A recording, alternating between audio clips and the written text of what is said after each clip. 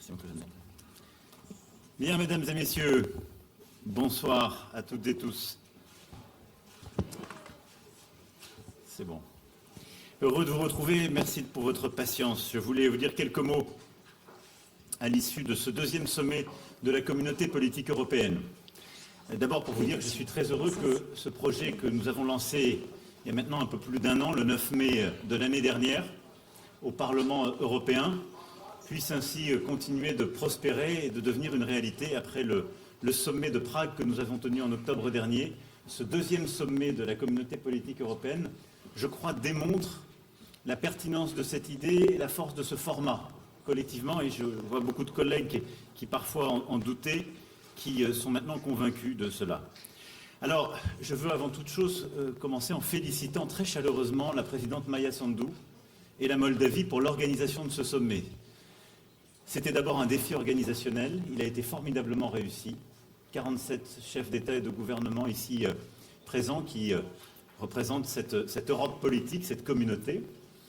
Et surtout, le fait même d'organiser ce deuxième sommet en Moldavie, de le faire, je dirais, aux avant-postes de notre Europe, au plus près justement du front ukrainien, est aussi une réussite éclatante et le témoignage de notre engagement déterminé à tous et l'engagement aussi de la Moldavie sur son chemin européen. C'est un symbole très fort en lui-même qui montre que nous n'abandonnerons aucun membre de la famille européenne et qui démontre toute la force et la vitalité de cet ancrage de la Moldavie. Alors, ce sommet nous a évidemment d'abord permis de réaffirmer notre soutien à l'Ukraine, qui subit depuis plus d'un an l'agression russe. J'ai pu m'entretenir ce matin avec le président Zelensky. Nous avons ensemble une déclaration commune, réaffirmant le soutien évidemment en termes d'armement pour préparer la contre-offensive. Nous avons réitéré notre accord conclu le 14 mai 2023 visant là aussi aux éléments de protection face aux frappes russes, avec des équipements de défense aérienne. Et puis nous avons confirmé que nous étions prêts aussi à mettre en place le cadre nécessaire pour commencer la formation des pilotes de chasse ukrainiens selon les besoins de l'armée de l'air ukrainienne. Comme vous le savez, la France avait inauguré ce mouvement. Et compte tenu de consultations aussi parallèles avec les États-Unis et les autres pays volontaires, nous avons chargé nos ministres de la Défense de préparer le cadre formel et le mécanisme de formation à la fois des pilotes, des mécaniciens, ce qui sera fait sur la base des besoins formulés par la partie ukrainienne. Nous avons également, je pourrais y revenir si vous le souhaitez, longuement discuté des questions de garantie de sécurité de l'OTAN et donc nos travaux ont permis une coordination forte entre Européens pour préparer en particulier le sommet de Vilnius. Deuxième chose, c'est le soutien à la Moldavie. Je le disais, l'organisation même de ce sommet en témoigne, mais l'ensemble des pays ont pu ici y revenir. La France a d'ailleurs pris sa part sur les aspects logistiques et de gestion aéroportuaire, sur la communication et la sécurisation de ce sommet. Les éléments vous seront donnés, si vous le souhaitez, plus avant. Mais notre soutien se manifeste aussi de manière très concrète au bénéfice de la population moldave. En complément de tout ce que nous avons fait avec l'Union européenne ces derniers mois, comme le déploiement de la mission PSDC civile pour lutter contre les menaces hybrides, l'adoption d'un régime européen de sanctions contre des personnalités qui cherchent à déstabiliser la Moldavie, ou encore l'association au mécanisme pour l'interconnexion en Europe, je me réjouis que, précisément, les travaux préparatoires de ce deuxième sommet de la CPE aient permis l'accord qui a été signé hier avec la présidente Maia Sandu pour réduire les frais d'itinérance entre l'Union européenne et la Moldavie. C'est un accord très concret qui permet d'élargir le roaming que nous avons entre Européens au sein de l'Union européenne à la Moldavie. Et donc c'est une initiative très claire qui a été faite grâce à l'engagement de la Commission européenne et aussi à l'engagement de nos opérateurs, dont Orange comme chef de file, que je tiens tout particulièrement à remercier. Nos travaux de la journée ont permis une discussion stratégique et je voulais ici, au-delà des questions de sécurité, de migration et d'énergie qui ont été discutées, souligner quelques initiatives concrètes qui ont été actées et que nous allons suivre dans les prochains mois. Face aux attaques cyber auxquelles plusieurs États sont subis, nous avons décidé d'étendre la cyber-réserve à l'ensemble des pays qui le souhaitaient au sein de la communauté politique européenne.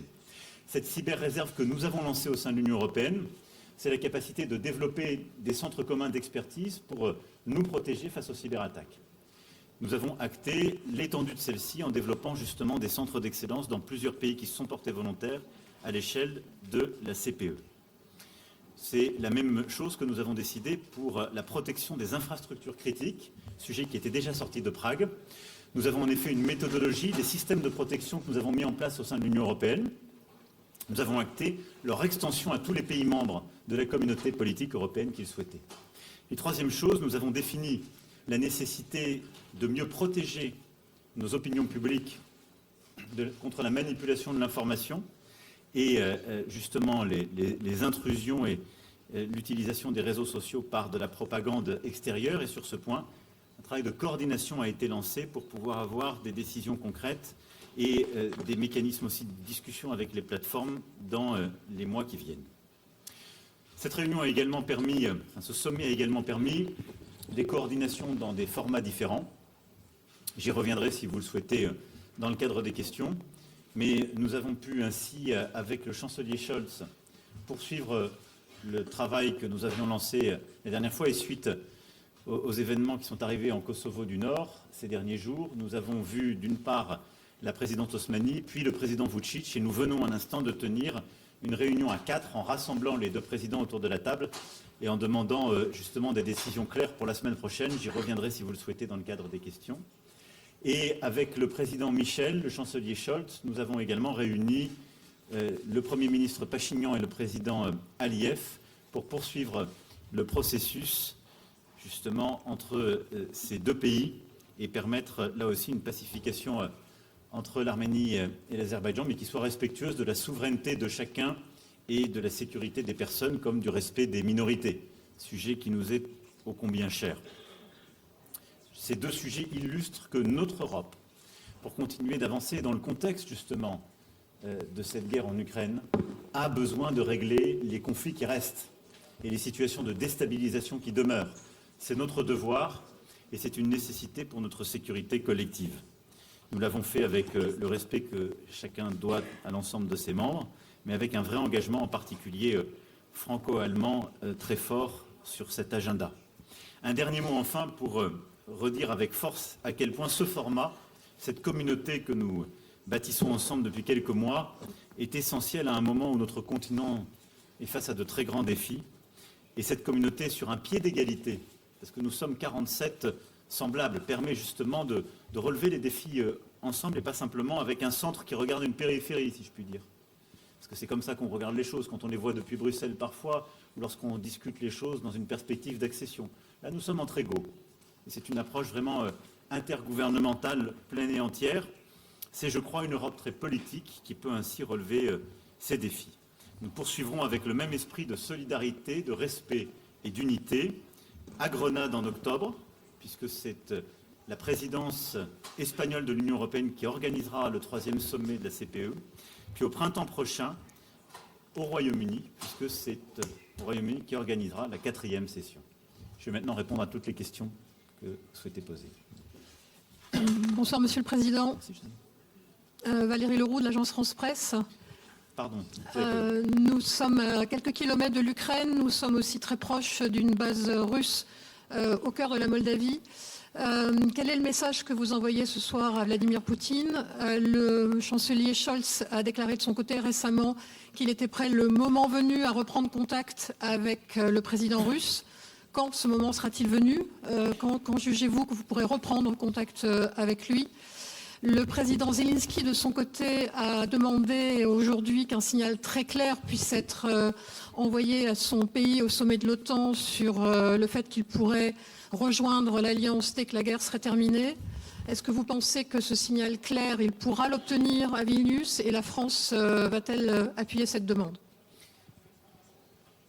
Merci pour vos questions. D'abord, la France a toujours été disponible pour parler avec tout le monde. Et vous le savez, à plusieurs reprises depuis le début du conflit, j'ai eu l'occasion d'échanger avec le président Poutine. Si l'occasion se présente et en fonction du contenu, je ne l'exclus pas aujourd'hui, il n'y a pas de matière à une discussion utile. Si les questions de nucléaire civil, de la sécurité et sûreté de Zaporijia l'exigent, ou s'il y a des avancées des ouvertures qui le permettent et le justifient, je le ferai, sans aucune hésitation. De la même manière, nous ne cessons de discuter avec tous les pays qui peuvent jouer un rôle utile, qu'ils aient été en soutien ou non de l'Ukraine dès le début, pour justement élargir notre base de soutien et éviter toute partition du monde.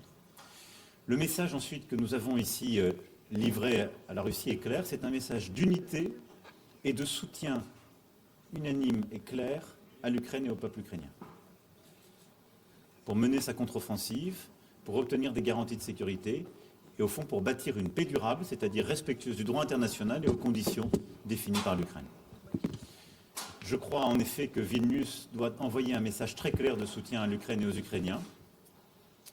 Je l'ai dit hier, je suis pour ma part favorable à ce qu'il y ait des garanties plus fortes, tangibles et très claires en matière de sécurité. Nous aurons à nous coordonner pour préparer le sommet de Vilnius et il faudra aussi donner des perspectives dans la durée à l'Ukraine. Voilà ce qui nous revient de préparer, mais il est impératif que le sommet de Vilnius puisse donner cette garantie forte, des garanties nouvelles crédibles, une perspective claire à l'Ukraine et là aussi un message clair dans le contexte actuel à la Russie. Monsieur le Président, bonsoir. Ileana Părcaru, Realitatea TV Moldavie. Les autorités moldaves ont déclaré que la Moldavie doit devenir membre de l'Union européenne en 2030. Est-ce que c'est réaliste d'après vous? Est-ce que la Moldavie sera prête en cette année pour devenir membre de l'Union européenne? Merci. D'abord, je veux vous dire combien, pour ma part, je suis fier que sous présidence française de l'Union européenne, nous ayons fait ce pas en avant de reconnaître le statut de candidat à l'adhésion de la Moldavie.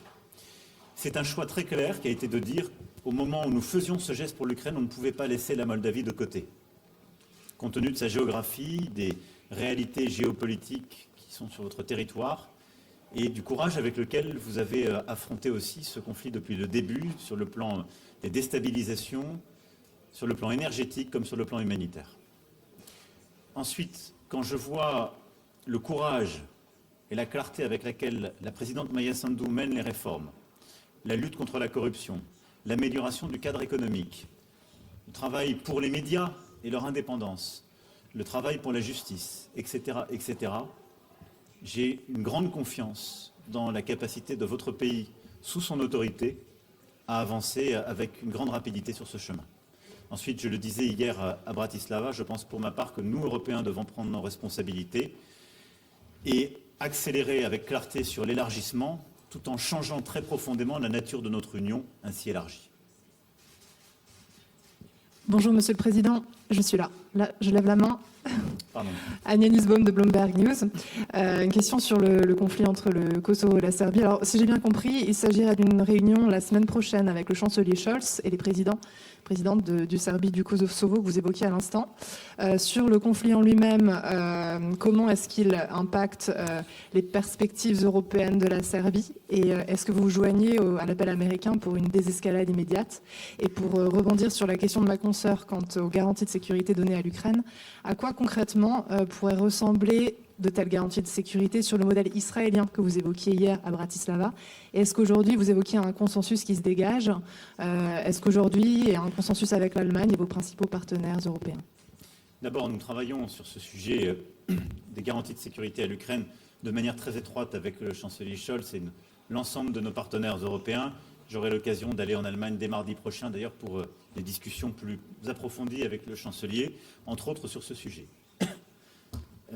Nous avons la volonté, en effet, de bâtir des garanties, au fond, claires et plus fortes que ce que nous faisons aujourd'hui. Et je le disais hier, c'est dans un espace qui se situe entre le niveau de garantie qu'on s'est donné aux Israéliens et tout ce qui va avec une pleine adhésion à l'OTAN, qui n'est pas accessible tout de suite. Les questions des perspectives qu'on discutera. Mais je pense que c'est dans cet espace-là qu'il nous faudra construire justement quelque chose de crédible et de fort, mais il faut un message très clair de soutien et de garantie immédiate, et il faut des perspectives claires.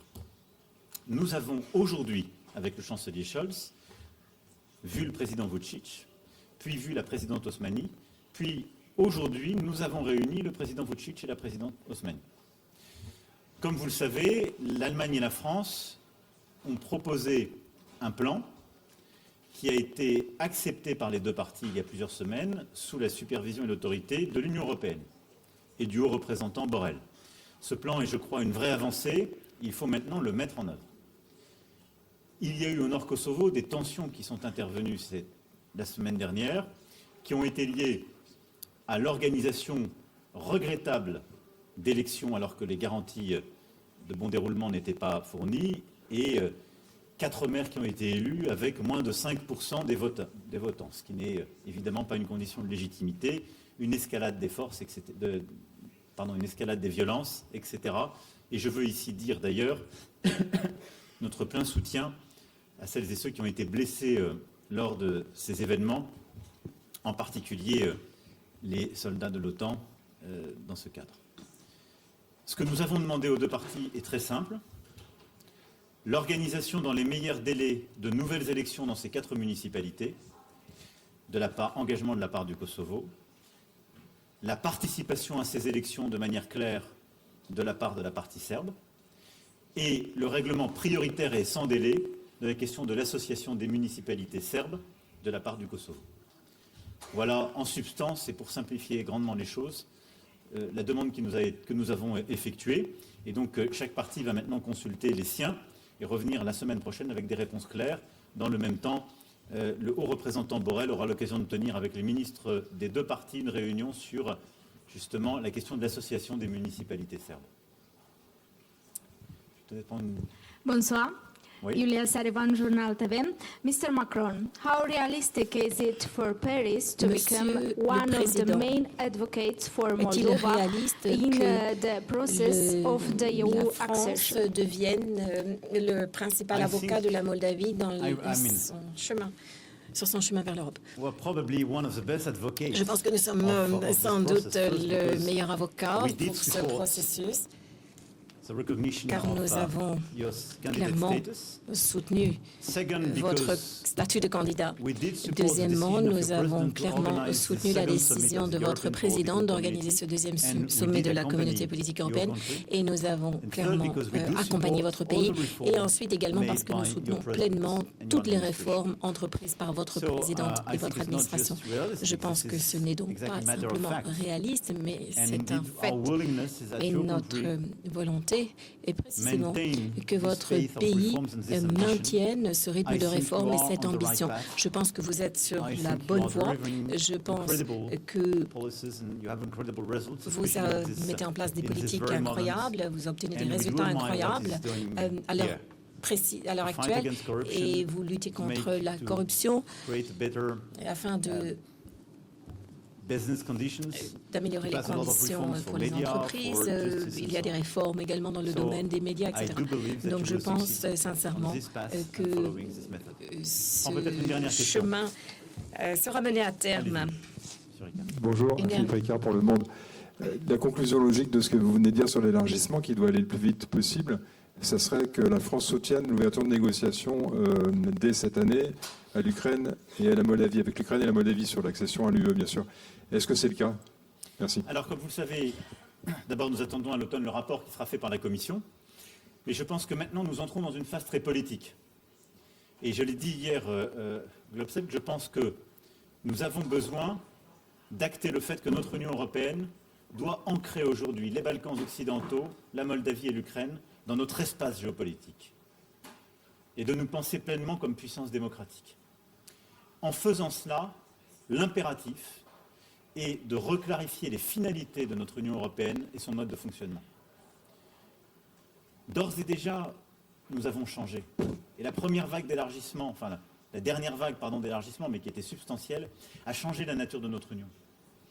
Et donc il faut lever ces ambiguïtés et accepter d'avoir une Union qui sera élargie, qui est géopolitique.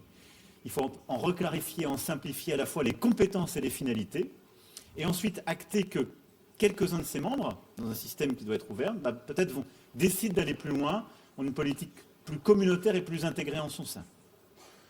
Il faut avoir l'esprit beaucoup plus libre, mais c'est le moment de l'ambition géopolitique, c'est le moment de réinventer nos cadres. Nous fonctionnons déjà trop lentement à 27.